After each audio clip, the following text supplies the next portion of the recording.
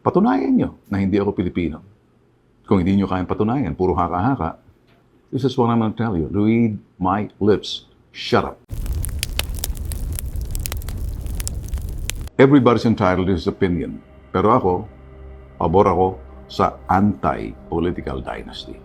Ngayon, doon sa sinasabing disqualification case sa amin, partikular ako, si Ben B. Tagtulfo, hanggat hindi malinaw yung batas, hanggat hindi lumabas yung sinasabing batas na magmumula sa Kongreso, Senado, maraming nag-attempt na rito. Hindi ko maintindihan kung bakit hindi ma-implementa. Siguro hindi pumapasa. At this point, Article 2, Section 26 of 1987 Constitution.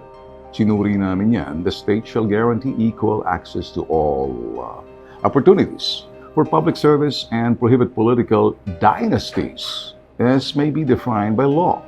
So, para sa akin, hanggat walang malinaw na batas, enabling law, sino mag-i-implement niyan? For now, I trust the wisdom of the Commission on Elections. Pero, entitled din naman yung kumukontra sa mga dynasty or being accused. Siguro dito sa parting to, dahil total, kung ako'y papalarin, loloobin ng pong may kapal na ako'y pumasok sa Senado, sisilipin ko na lang yan. Tingnan natin kung ano magagawa natin para hindi na magkaroon ng kalituhan at medyo yung kanya-kanyang interpretasyon dahil may batas. Till then, ito ang nangyayari ngayon. Kanya-kanyang pananaw, kanya-kanyang interpretasyon. May mga dalubhasa nagsasabi, kulang. Mahina yung batas.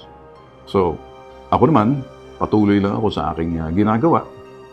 At sa aming ginagawa, advocacy namin, ilalaban namin, hindi namin iiwan. Yung mga maliliit na napapabayaan, walang boses, walang mga mukha.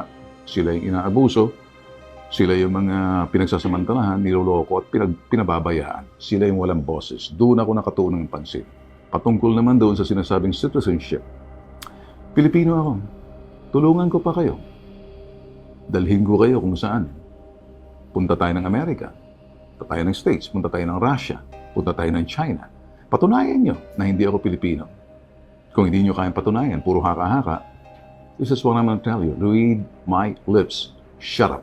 May kasabihan, pag ang puno hitik sa bunga, binabato, niyuyug-yug, pinapukulan ng mga taong siguro, wala lang sila magawa, o di kaya namumuna lang, siguro may punto sila, o siguro sila yung mga best example ng mga kengkoy, kumagat, kolokoy.